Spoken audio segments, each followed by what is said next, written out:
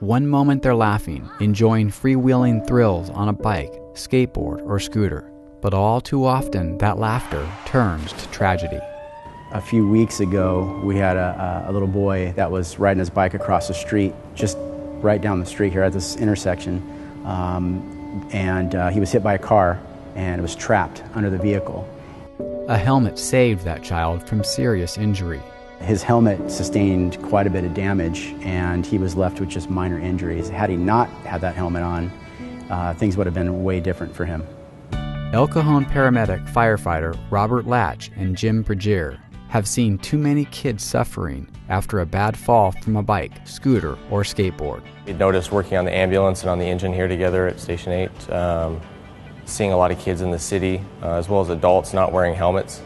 After taking this photograph of neighborhood kids, all riding without helmets, Robert and Jim decided to launch a program to provide free helmets to kids in the city of El Cajon. You know, it's the law in California, first off, that these kids should have helmets on. So we tried to see if we could get some. Being able to provide kids with helmets that they wouldn't normally be able to get and getting them to wear them is pretty big as far as preventing injuries in the future.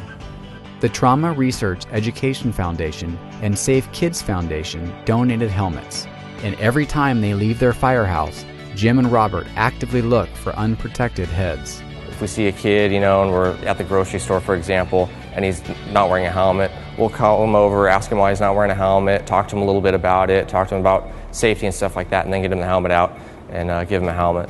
Kids even sign a pledge, but Jim and Robert are taking it a step further, making sure children continue to wear helmets. If we're out and about and we see them wearing helmets, whether they're the helmets we gave out or just a helmet that they already have, we have rewards for them. Since January this year, Jim and Robert have handed out more than 80 helmets. Jim and Rob are real heroes because they saw a need and they decided to do something about it, and they're really making a difference in helping these kids prevent injuries.